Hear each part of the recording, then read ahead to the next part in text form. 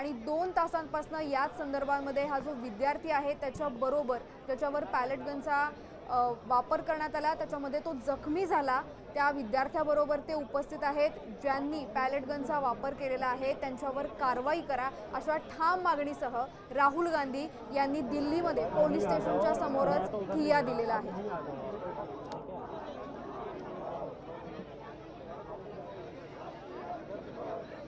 अतिशय संवेदनशील किंवा महत्त्वाचं कारण असेल तरच पॅलेट गनचा वापर करण्यात येतो।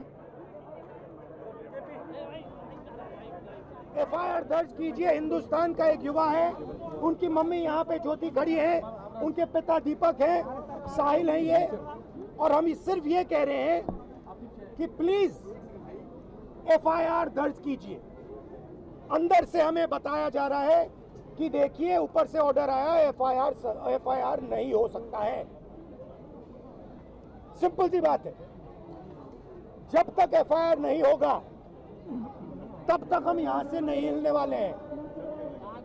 सिंपल सी बात है, एफआईआर करना होगा। इस देश में लाखों लोगों के साथ ये अन्याय होता है, महिलाओं के साथ होता है,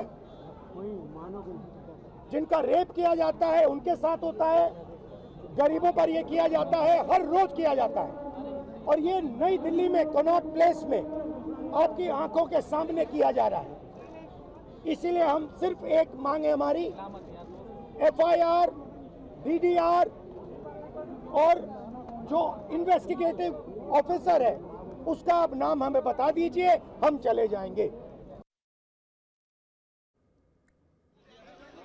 तर राहुल गांधी यांनी काय मागण्या केलेल्या त्या आपण बघितलंय। एफआईआर दाखल करा, जो इन्व्हेस्टिगेटिव्ह ऑफिसर आहे त्यांची माहिती आम्हाला सांगा, आम्ही इथनं निघून जाऊ असं राहुल गांधी म्हणतात। हा जो विद्यार्थी आहे जो 20 जुलैच्या आंदोलनामध्ये जखमी झाला होता, त्या विद्यार्थ्याला घेऊन त्याच्या आईसोबत राहुल गांधी हे पोलीस स्टेशन समोर आहेत। काही वेळापूर्वीच तिथे प्रियांका गांधी आणि काँग्रेसचे ज्येष्ठ नेते जयराम रमेश सुद्धा दाखल झालेले आहेत। मात्र मागच्या 2 तासापासून राहुल गांधी यांचं आंदोलन हे सुरूच आहे।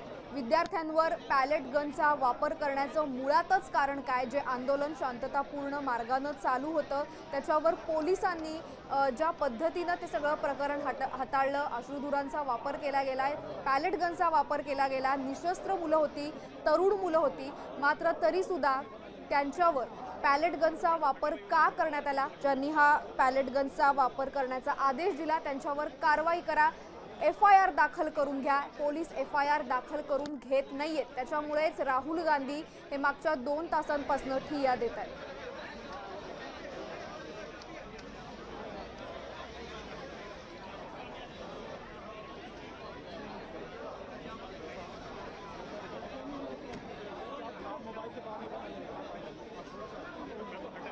तर राहुल गांधी यांच्या समर्थनार्थ तिथे प्रियांका गांधी या सुद्धा काही वेळापूर्वी उपस्थित झालेले आहेत।